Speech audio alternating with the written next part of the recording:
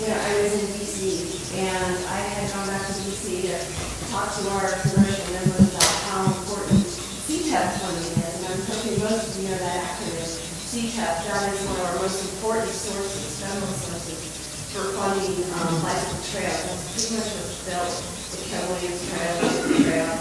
And I thought it would be really cool to meet Bill Nestor. I knew we were Silver, not the city. And at the time we were working on our active transportation plan, so we were updating that plan. And one of the goals that the Parks Department had recommended in our comment letter was, why not go for the goal? We're Silver now, let's go take it to the next level. So I thought, who better to talk to than Bill Nestor when I was in DC, because I thought, gosh, it would be cool if I could get him to come out here and tour our city and give us some pointers on what it would take to take it to the next level. And I had to ask him, I said, and can your organization split the bill? Because we don't have a budget. And he said, well, I'll put you guys in line for next year. And I was so excited about that. So then this year I was able to follow up with him again and say, all right, we're ready for you. Can you do it? And so he came on out. So we're really pleased and excited to have him. We did an 18-mile tour yesterday, all around the city on bikes.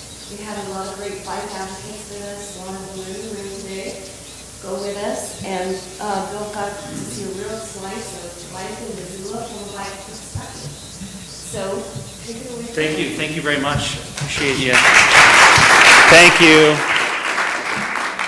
Thanks a lot. And thanks to Bob for putting that tour together yesterday. And as Jackie said, it was excellent. It was a real slice, and I felt kind of funny coming to do this because we don't often get to visit communities that are doing so well. The gold level or the silver level and the higher levels of the community program, we don't often get to come out and help you get up to platinum level. We're often working with communities that don't have a lot of the things that Missoula already has in place. So it was a real treat to be with new friends and seeing the city that way and seeing all the good things that are going on.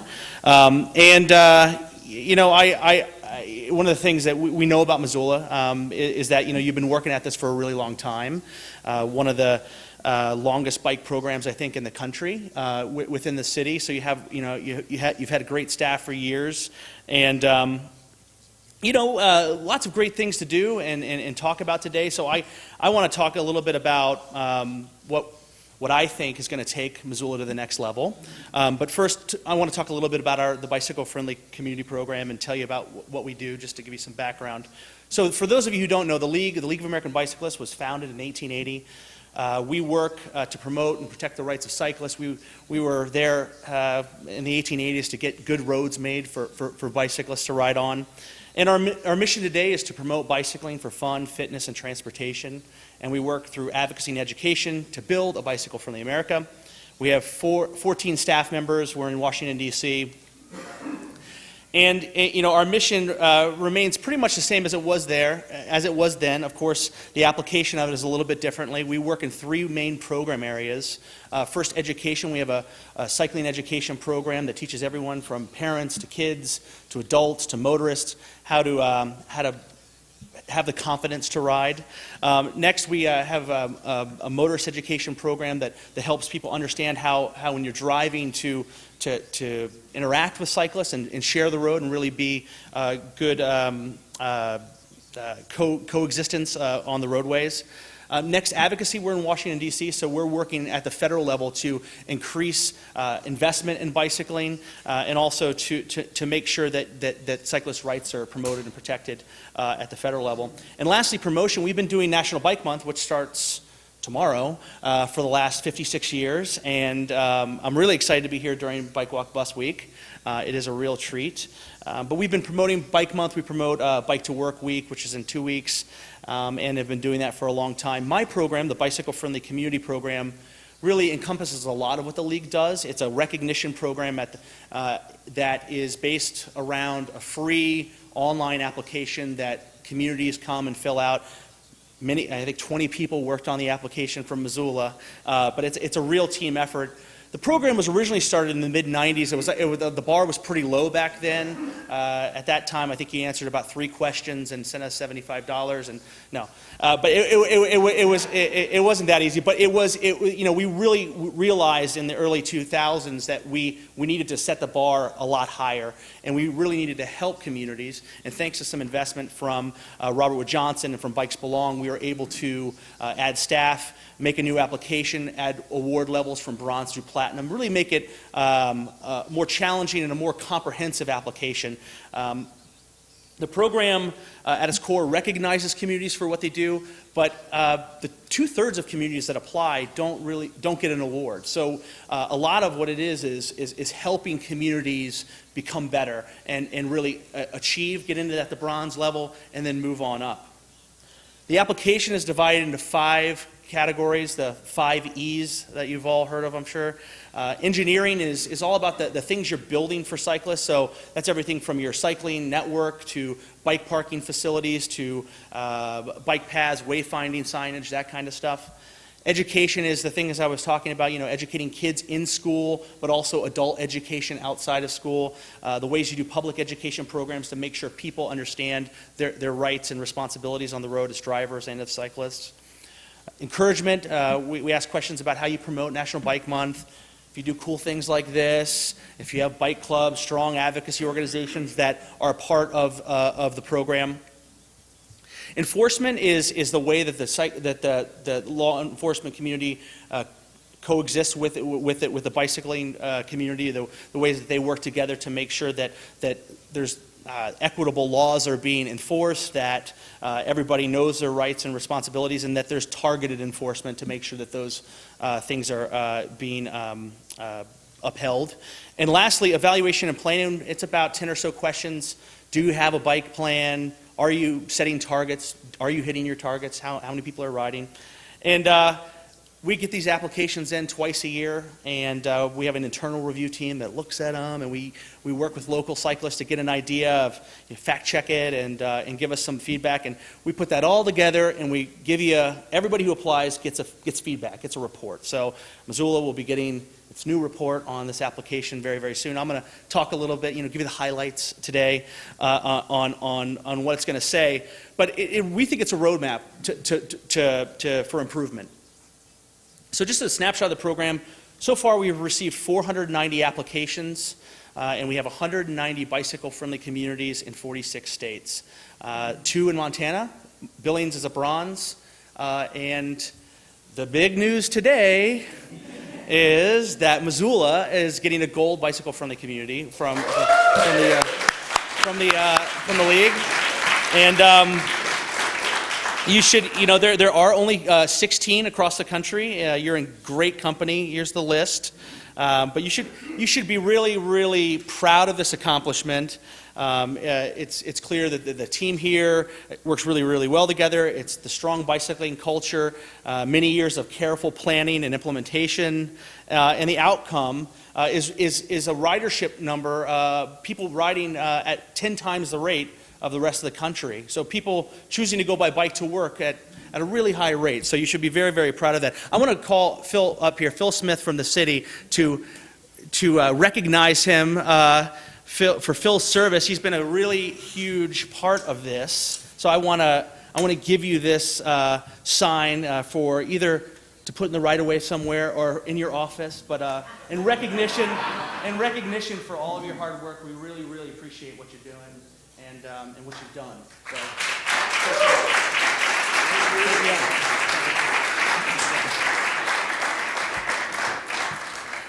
yeah, so Missoula is one of the 18 best places in the country to ride.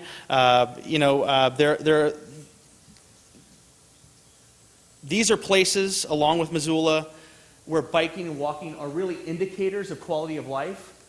And so we know that creating a bicycle-friendly community isn't just about, we like seeing people on bikes. It's about a real solution to a lot of the challenges that we're facing in the country. And we know that here. We know that doing this is really a way to address many planning factors, from economic development to quality of life, sustainability, personal and environmental health, access and mobility for people who can't drive a car or who don't want to. I think it should be said that fiscally, what you spend on this is a lot less than investing in roads only. This isn't an anti-car message at all, but these sorts of investments, I think it's clear that Missoula is getting a lot of people on bikes with a lot less. Doing a lot more with a lot less than a lot of these really great communities around the country that we're giving these awards to. So I think you should be really proud of yourself and good use, good stewardship of your resources and really putting them in the right places because you're having a good effect. Bicycle-friendly communities, I think it has to be said, are always on top of the lists of the best places to live in the country. So 6 of the top 10 best places in the U.S. to live, all of them are bicycle-friendly communities. Of the Mercer International Quality of Life listing, there's only, I think, 7 communities in the United States that are even on the list of the top 50 places with the highest quality of life, and all of them are bicycle-friendly communities, have received this designation. Business Week put out a list, and 17 of the 20 best places to ride out a recession are bicycle-friendly communities. So these are strong places. Bicycling and walking are indicators of great quality of life. We know that. And it's not just for any one age group. It's from people, we like to say, from 8 to 80. It's reaching all types of people in all walks of life and of all age groups. And it's a real great way, we all know this, I saw it yesterday, to get people out and see their neighborhoods really up close and personally. But it also makes a whole lot of economic sense to invest in this.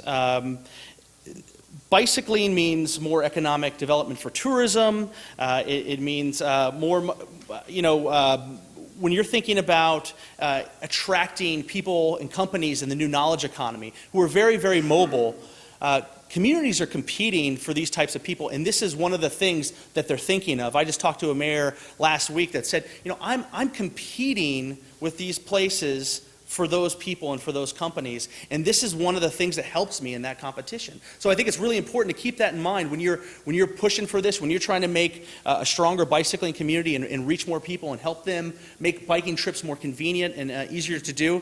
It's good to know that's what the other places are thinking, the Minneapolises, the Madisons, the Portland, Seattle. These are all top of the list with you now in the gold category. These are places that are, I don't know, it's healthy competition, let's say, but it's competition and it's happening. So it's important also to know that the money spent on this and not less money spent on gasoline is more money spent in town. Secondly, building to make bike trips easier is less expensive up front and in maintaining these facilities, so you don't have as much wear and tear on this.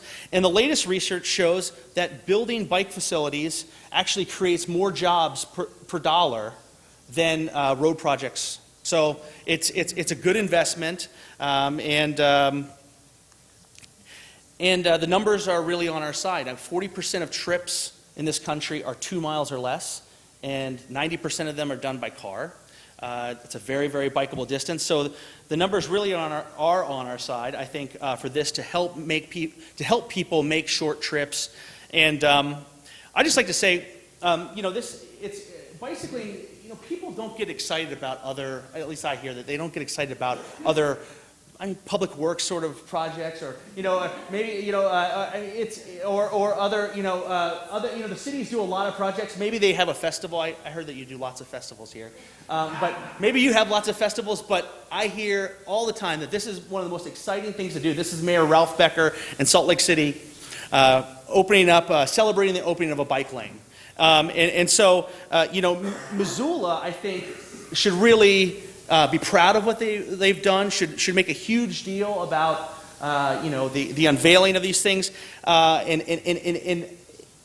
in the spreading out of everything that's going on that's really great in the downtown area, making sure that it gets to the midtown area, making sure that it gets to the western part of town, really cutting the ribbon on that and helping those people make the connections to the amenities that are in this part of town. That's one thing I saw on this ride, that, you know, most of the best stuff, as far as bike stuff, is down here, but it's happening out there, and incrementally, those things are happening. And I think to take you to the next level, to be a world-class bicycling city, to be a Davis, California, with 22% of people choosing to go by bike to work, I think you're going to have, you want to think about closing those gaps and making those investments.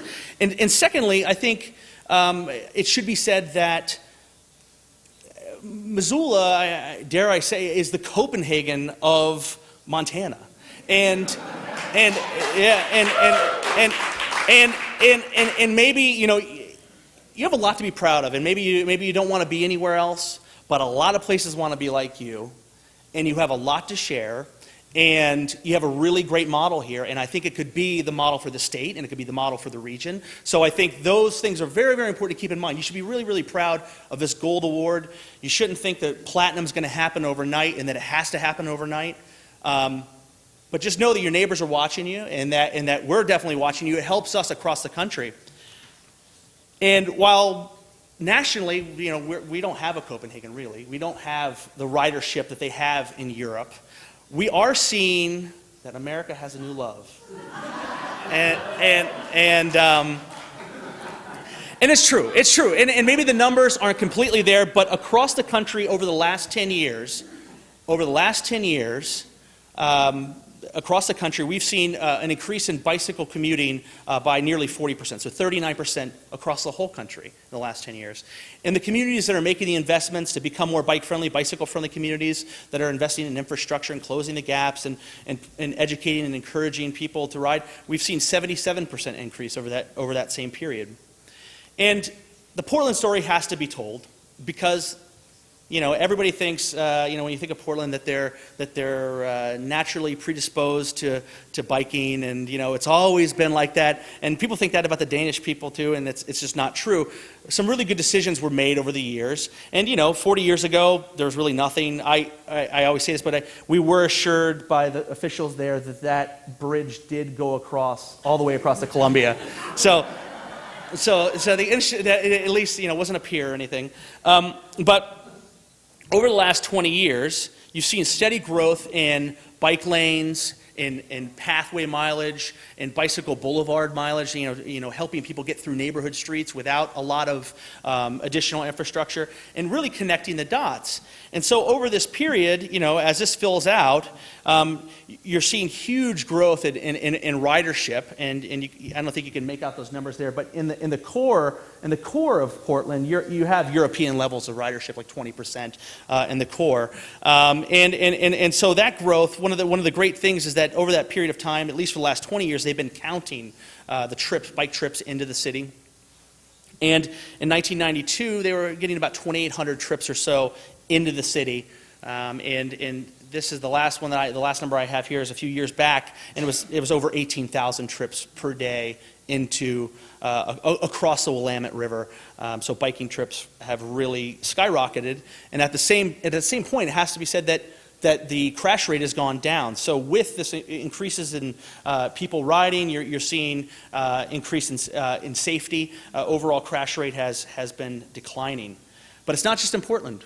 Minneapolis has seen the same thing as it's climbed over the last 15 years to be in second place behind Portland in the large city group for bicycle commuters. They've seen the same trend that it's becoming safer to ride, and the crash rate has been going down.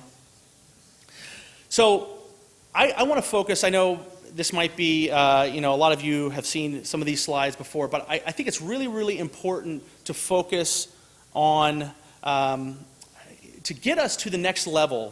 One of the keys to getting us to the next level, to be a world-class community for biking, is to understand that there are different types of cyclists and potential cyclists who need different things to help them be confident and really get on bikes. So some interesting research has been done, and we can break them down roughly into four main groups. The first group, which most bicycle-friendly communities serve very, very well, are the strong and the fearless and the confident and enthused. They make up a small part of the pie, as you can see. The big, and then there's another part, which is no way, no how. So maybe we're not going to focus on those folks. Maybe they won't ride. That's fine. But the big part of the pie here, 60% are interested but concerned. And focusing on those folks and welcoming them and helping them understand that they can get to point A to point B. They don't have to go on a 100-mile ride. They can ride with friends to go down to get some food or go out. Is something that we need to focus on in order to take us to the next level.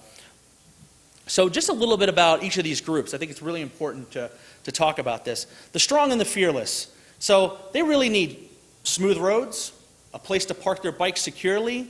They want loop detectors, so when they come up to they want the signals to know that they're there. That's something that you got to do right away. They want routes and signage. They need to know where to go. A bike map would be nice. A smart cycling class maybe would be something that they would want to take. They want equitable laws. They want to be able to ride in the road. They want to be able to get to where they need to go, and they're able to take the lane. Shared lane arrows are a really good accommodation for the strong and the fearless. They're willing to ride in any conditions. There is a plowed trail behind her, but still, it takes a special kind of person. These are folks that are racing, who are willing to take the lane, ride on multi-lane, high-speed arterial streets and feel pretty comfortable. So they don't really need a whole lot. Maybe they don't even need a bike lane, like in this case, for instance. I feel this gentleman looks like he feels more comfortable outside the bike lane. Maybe he's going over to make a left turn. We see folks like this. Maybe some of us are these folks. That who are out there and can really, really make do with almost any kind of bicycling infrastructure. The next group, we call them the enthused and confident. They want a bike lane. They like a bike boulevard. Maybe they're not going to ride all the way to work. They'd like a bike transit hub. I know you've been talking about doing some of those. I know there's one happening at the university. I got a chance to go around today at the university and see all the great stuff they're doing. Maybe they're not going to ride all the way into work. Maybe they just want to do short trips around, when they're there. They like transit connections, so they want to have bike racks on buses. They want to be able to, do, multimodal trips.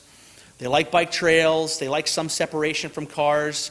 Bike to work day, maybe they're involved in the advocacy group. This is, I think a lot of us, I always think of myself in this group. The folks that are parts of advocacy groups that are doing this sort of thing. We're involved with putting it together bicycle-friendly community applications. We don't need everything, but we like it still. But we're definitely, we get it, and we're excited about making our towns more bike-friendly. Bike boxes are something that we're seeing around. This is in Portland. This is something I think that could be really good here. It's an advanced stop line. It gives the cyclist somewhere to queue up at the intersection and to let drivers know that they're there. And cool little things like this is a bike boulevard. This is a special turn pocket that was made for these folks, and a bike lane. And then here, this one here on the left is. I'm sure many of you know this one. I took a picture of that yesterday. I don't know what road that's crossing there, but that's Broadway. Okay, nice work, folks. That's good. That's a really good, really easy to do. Put in some paint. It helps people direct them to the right place. Crossover lanes. Here's an idea. This is in Portland. You all have some crossover lanes here. Putting down some paint. These folks, are pretty comfortable in this situation. Maybe too comfortable at times. Yeah. Interested but concerned. So the big part of the pie, getting us to the next level is gonna take really welcoming these folks. So we're looking at all kinds of new things that you've been implementing here. For instance, cycle tracks. So right downtown, just down the street, special facilities that give people a little bit more comfort, a little bit more buffer between them and motor vehicles. Connecting the trail network. They want to be, maybe off-road more so. They don't want to do, maybe they don't want to do long rides. Having a bike sharing program, again, like the transit hub, giving folks an option who maybe don't otherwise consider themselves a bike commuter, but they do want to do errands around town.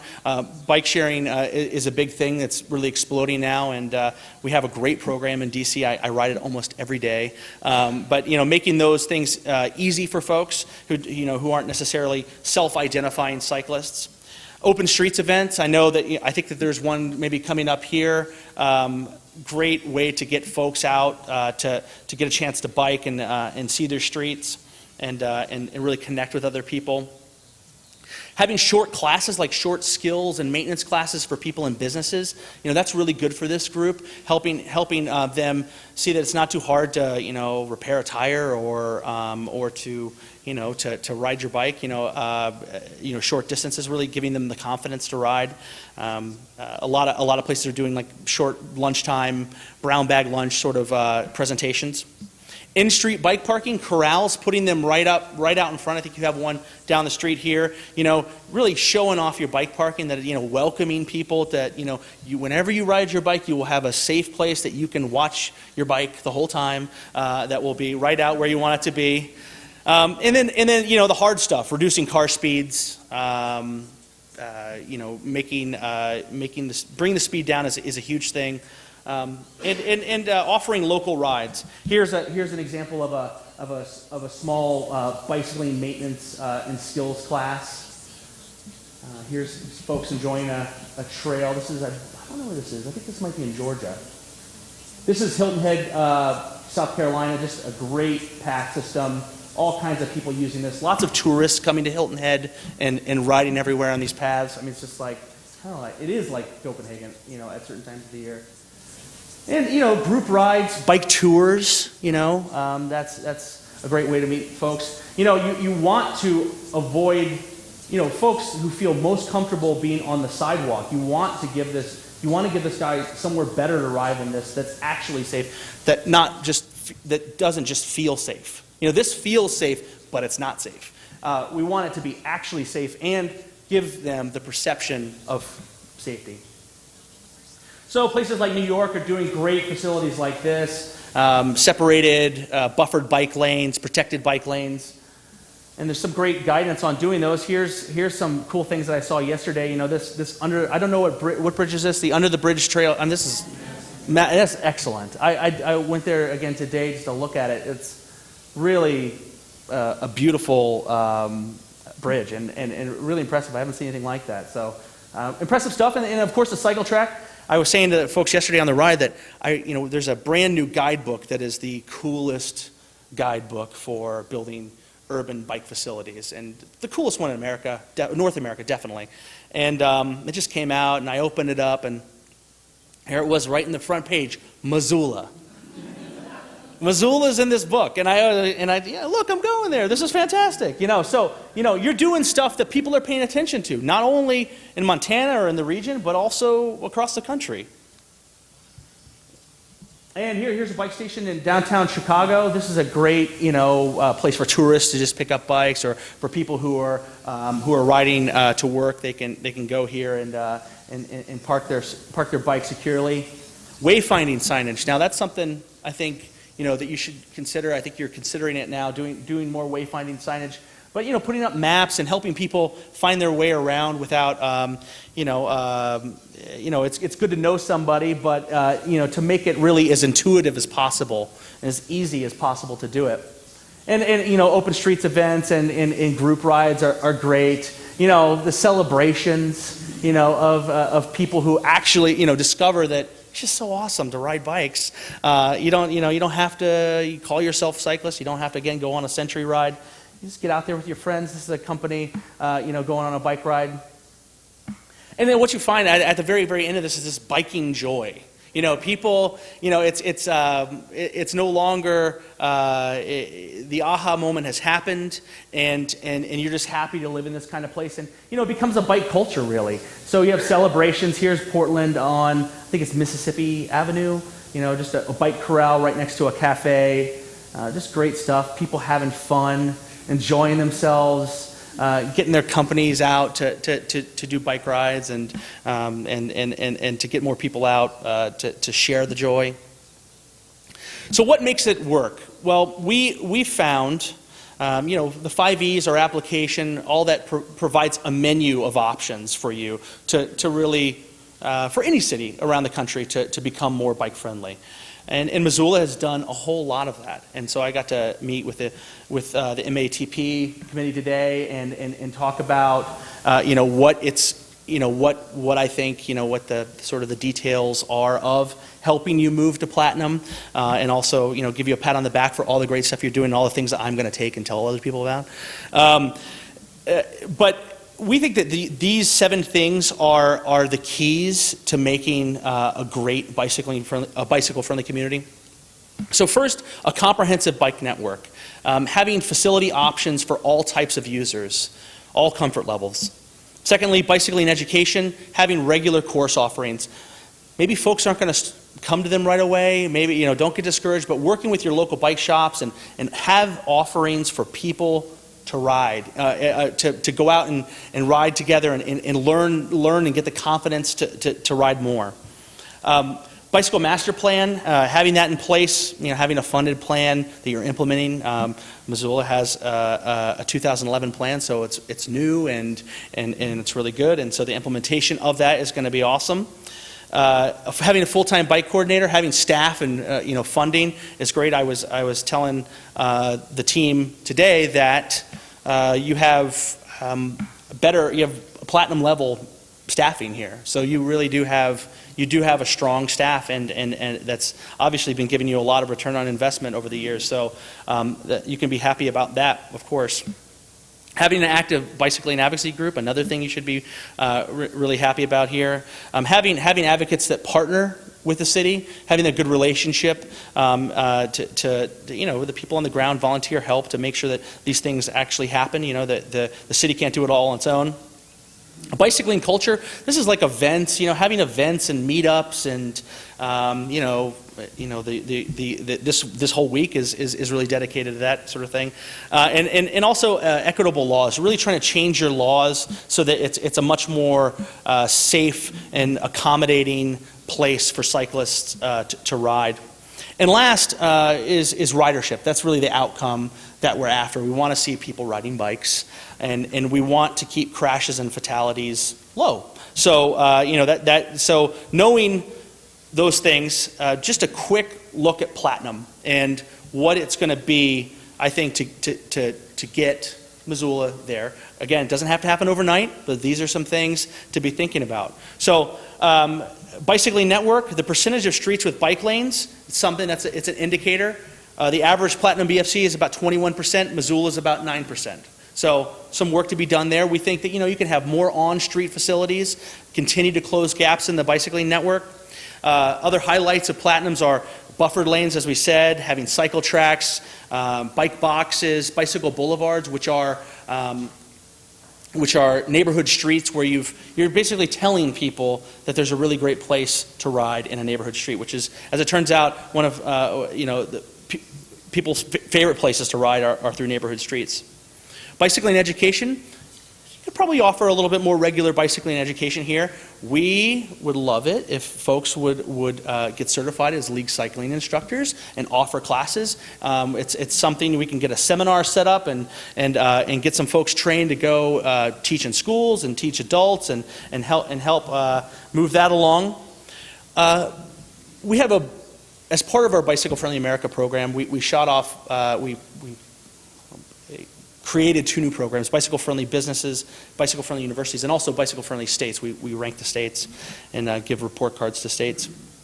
And the Bicycle Friendly Business Program is something, it's just like the Bicycle Friendly Community Program, both the business and the university program, set out a high bar that we like to see you get to, and we help you get there. It would be great to see the university receive the award. I got to go over there today and see all the awesome stuff that is happening, and Nancy, it was fantastic to see everything that they've gotten done over there. And I think it's a really great showpiece for the rest of the community, and it's nice to see people out riding and using all those bike racks. I don't think I've ever seen so many bikes on the university campus. I mean that. It's well, out in front, that's a great thing when you go to university and they're not hiding their bikes. They're not an eyesore. This is something to be proud of here. Ridership, so an average Platinum is about 12% of people choosing to go by bike to work. Here was about 7%, so that's solid. It's really, really good. As I said, one of the highest. And crashes, this is probably something that that we're going to work on as far as crashes per 10,000 daily riders. The average Platinum is about 64. You're 92. I mean, it's about 40% difference. And fatalities, I think there were a number a few years ago, really sad, working on mitigating those and making sure to get those numbers down are keys. And I think the scaling up of everything we've talked about, connecting the network, adding wayfinding signage, having more education, getting people out to your bike rides, those of you who getting your neighbors out to ride, celebrating new bike facilities. So when they go in, there's a bunch of lanes that are going to get epoxied this summer. There are a bunch of new projects that are happening. I can't remember the name of the project where we looked at an empty slate next to a new development. I don't know the name of that road, but when that complete street gets built, celebrate it. And tell people, welcome them to come out and look at it and really participate and enjoy their bicycle-friendly community. So I think you're well on your way. I would love to take questions, but I'm excited to be here and to be partnering with you. The league is really excited to give you this award today and hopefully I'll get to come out and give you the Platinum. So yeah, so thanks.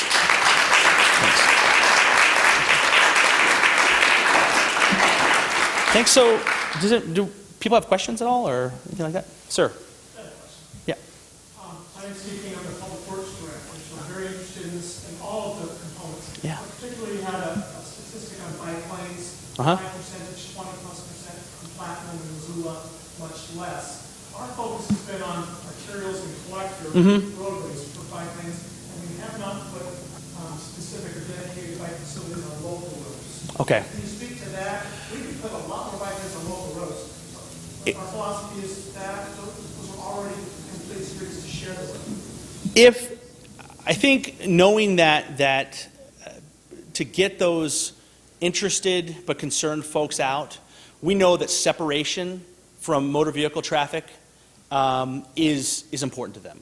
And so I think in an effort to, I don't think you need to have bike lanes on every single road. Like I said, there are some really good treatments like bike boulevards, but I think shared use lane markings, bike boulevards are good. But if it's a wide road, we saw a few yesterday, that they really could have used a bike lane. I think all the way to the intersection,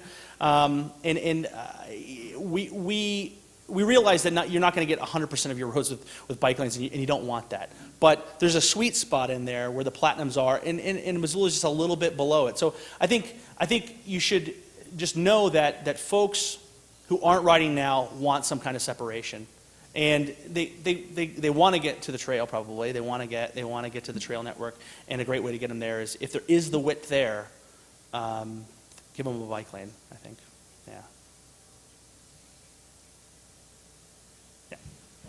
Yeah, no, thank you.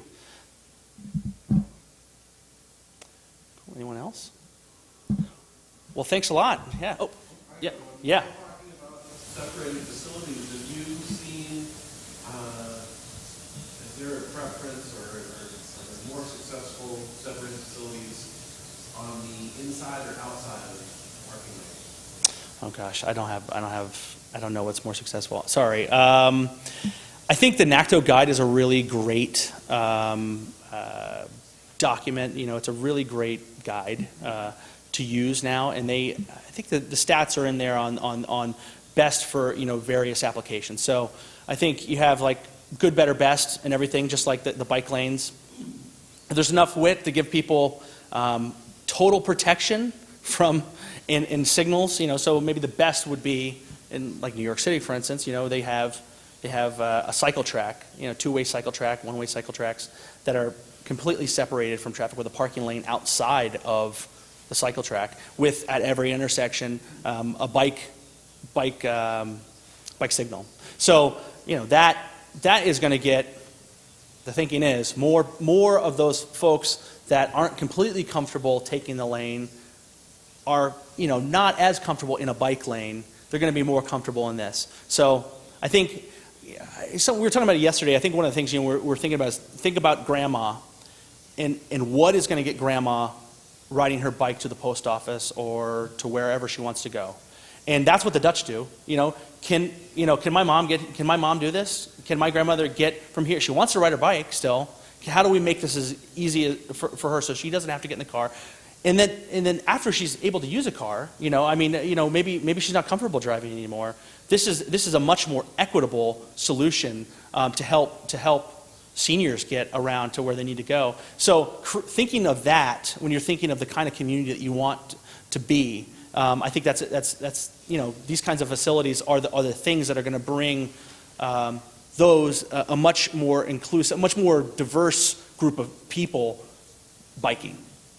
So yeah, separate. I mean, the NACTO guide is really good at helping you determine that. I don't think you should have cycle tracks on neighborhood streets or anything like that. I don't think you necessarily need that. You have lots of quiet neighborhood streets, but there are some really cool places. I think we were in front of an elementary school where it's definitely a cut through for auto traffic, and there was a Safe Routes to School project with a couple crossings. Can't remember what road it was on. Phillips, and cars were going by pretty quickly. It's definitely the quick way for them to get through. I mean, one thing you might want to do is just really reduce the speed limits on that road. There's some interesting applications called play streets. Where it's really clear when you get into a school zone that you need to be really slow. So I think that's good, better, best. You have limited resources. You have to make these tough decisions. You've done a really good job with what you've done so far. But to take it to the next level, I think you have to be thinking about those sorts of things and really thinking about grandma. Isaiah, sir. Sorry. So, sorry. Just to continue on that comment, are you familiar with the separated lanes in Minneapolis on Tennessee first? There's bike lanes that are separated from traffic by the parking lane. Okay, yeah. They're actually at sea level with them. Yeah. I think it's very similar to what they're doing in New York. Yeah, it is. I'm wondering if you could touch on that a little bit. I lived there when that went in. Because essentially there's the sidewalk, the meters on the sidewalk, there's the curb, down the street level, there's a 6-foot bike lane. Right. And then there's the parking. Yeah. So there's nothing to keep those cars from looking. There's nothing to keep cars from parking in the lane. Other than strike it. Okay. So they would be in that. So yeah. So right. I'm just wondering if you guys. It's I can't say that I've done a lot of that I'm up on all the studies, but I think again back to the whole idea that those sorts of facilities have been done in other places that are really bike friendly for years. And when you look at the NACTO guide, it's really it's basically it's good to know that there's a really good tool now for engineers to use that has been approved by many cities, and cities are implementing these things, and they're seeing a real return. They're seeing more people ride. So New York City is seeing more people riding. Minneapolis is seeing explosive growth in people riding. And a lot of this, I think, is due to, again, broadening the attraction of all that latent demand that is there. So people do want to ride, and when they have a facility like that, if it's done properly, and there's been a lot of studies on how to do it safely, of course. Anything, there's going to be conflicts. You have to figure out the right way to do it. Thankfully, there's a really great guide that's been tested to help them do it. So it's all I can say is that I've heard nothing but positives from Minneapolis on overall the implementation of these sorts of things. But it's on specific on that street that stretch in particular I don't know anything about.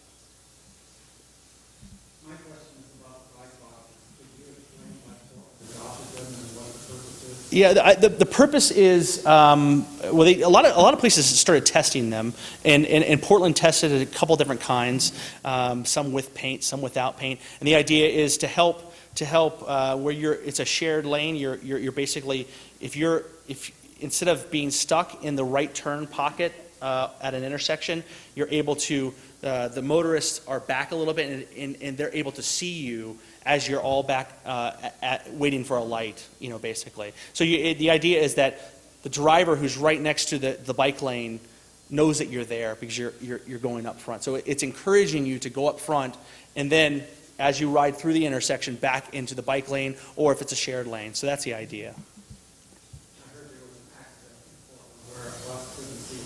Oh yeah. So there were a couple crashes a few years back, and this is implementing these sorts of facilities was part of the solution. So that's how it happened. Yeah. That's it. Are there any bicycle-friendly states in Missoula? Well, yeah, sure. Yeah, good, great. Yeah, no, the Leagues program has been going for 4 years now, and originally we had two questionnaires. One was one that we rated every state. We did a ranking, and it's a 1 to 50, and then there was a special award application that folks could fill out for getting recognition, and there are 7 awardees, and we could share those with you. Washington is a really good one. Washington has been number 1 on our list for years, and Oregon's always up there, Wisconsin's always up there, Minnesota is always up there. So we do have those models that we can share. We try to work with the state DOTs and the statewide advocacy group. It's really great that you now have a statewide advocacy group here in Montana, and we're really excited about that. Our ranking for this year is just about to come out, so this year it's a little bit different. There's a ranking, a national ranking, there's a regional ranking, and then there's a report card that just sort of, so you'll in a couple weeks you'll have the things to do right away.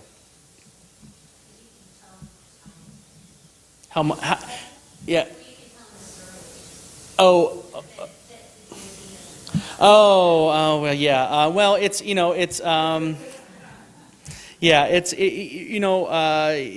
states are different, and not every state is maybe as quick to work on these, and have other priorities. But so we're looking forward to a better relationship with now that there's a state advocacy group to make sure that these things get done, and to make sure that the feedback gets implemented, and that the Montana moves up the list, and more importantly becomes bike friendly, and that we'll just recognize you for doing that. So the state group can have an opportunity to work on the survey for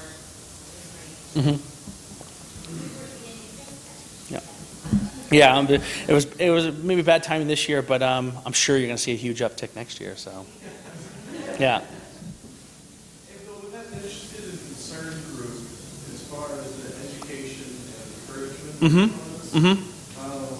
Does the league have any recommendations, like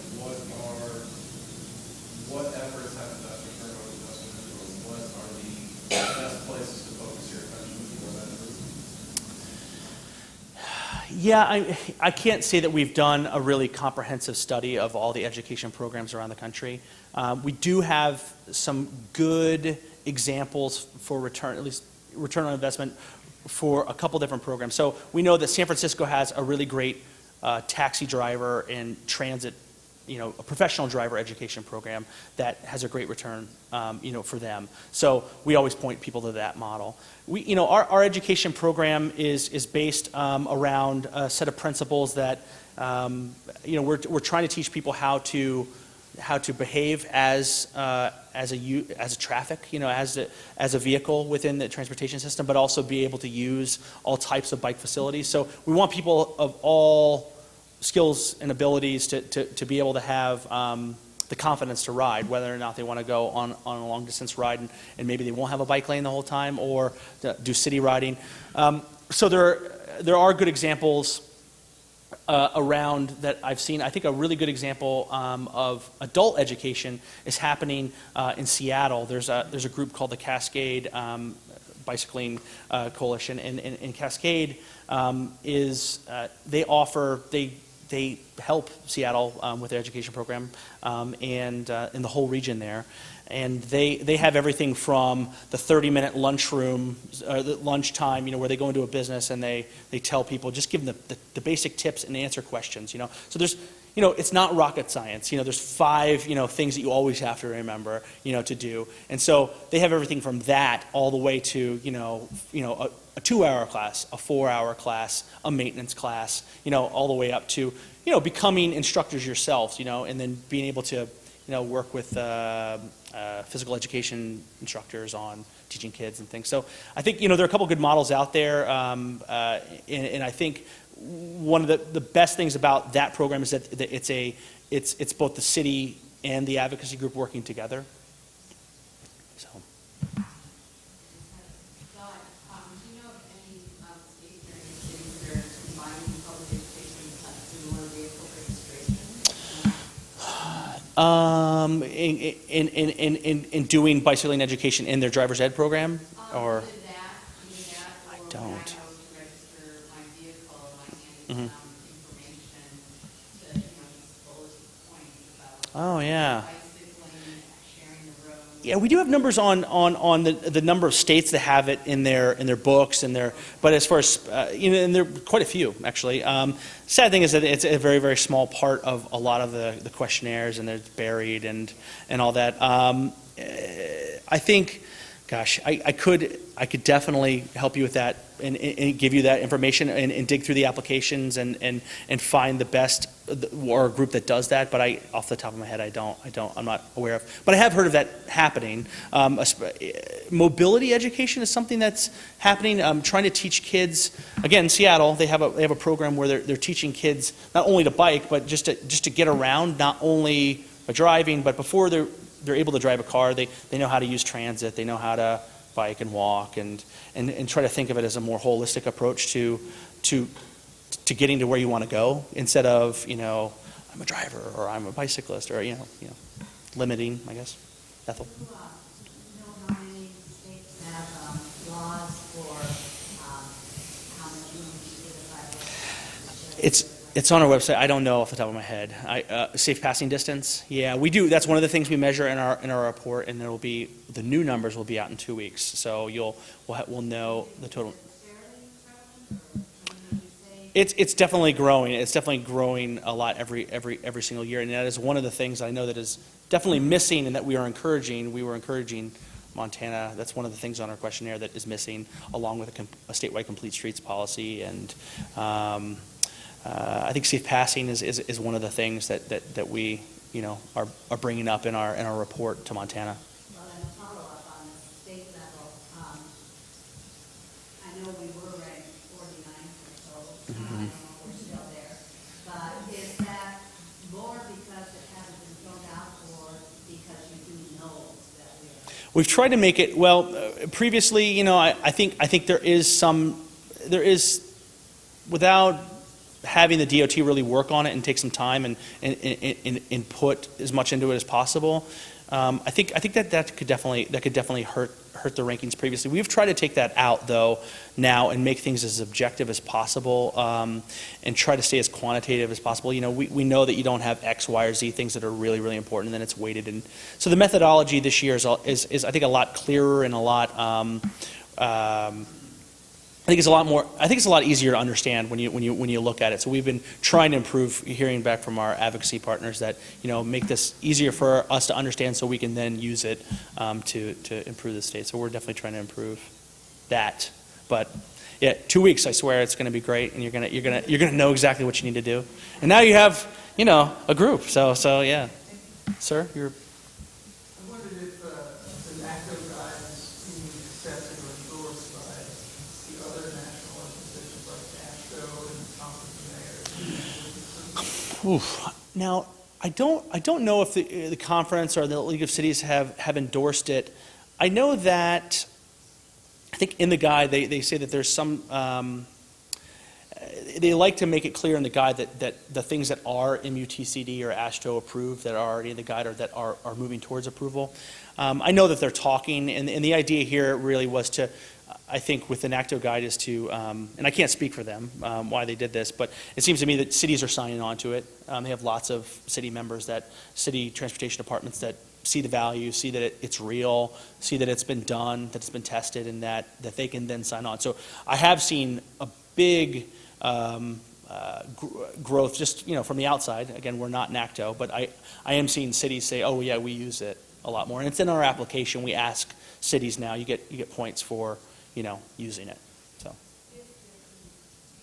yeah, USDOT did, absolutely, which is huge. Big. Thanks. Sorry. Just thinking about the future, I've heard rumors about the league partnering with some other organizations, Uh-huh. making one super organization. Uh-huh. How does the future of the bicycle-friendly communities fit into that picture? Oh, yeah. Can you talk about that? Sure. Yeah. Well, I don't have a lot of information on the unification. For those of you who don't know, we're in talks with the Bikes Belong Coalition, the Alliance for Bicycling and Walking, to unify, and there's more information on our website about all those things, what that means. For the future of the program, I think, given that Bikes Belong and Trek have been big investors in our program for years, and that we work very closely with the Alliance for Bicycling and Walking, I think it's clear that this program is really successful, so I'm very hopeful that it will continue and I know you'll have a good partner no matter what in this new organization, and this program is still going to be in place and still be serving communities across the country, and I think it's going to be to a much higher level. That's at least my hope. So excited. I'm excited myself for the developments and to hear more. And more coming out of that in the fall? Yep, that's right. In the fall, exactly. It'll be in the fall. That's right.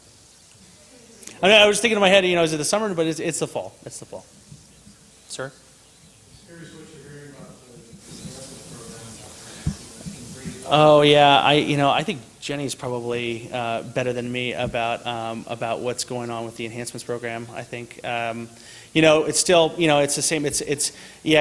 We're waiting and working hard, and we're on the Hill and trying to make sure that dedicated funding remains, and that these vital funding streams are not taken away. But I don't have any news. I don't know if you've been keeping up with it since the National Bike Summit. It's on hold. It's sitting, yeah.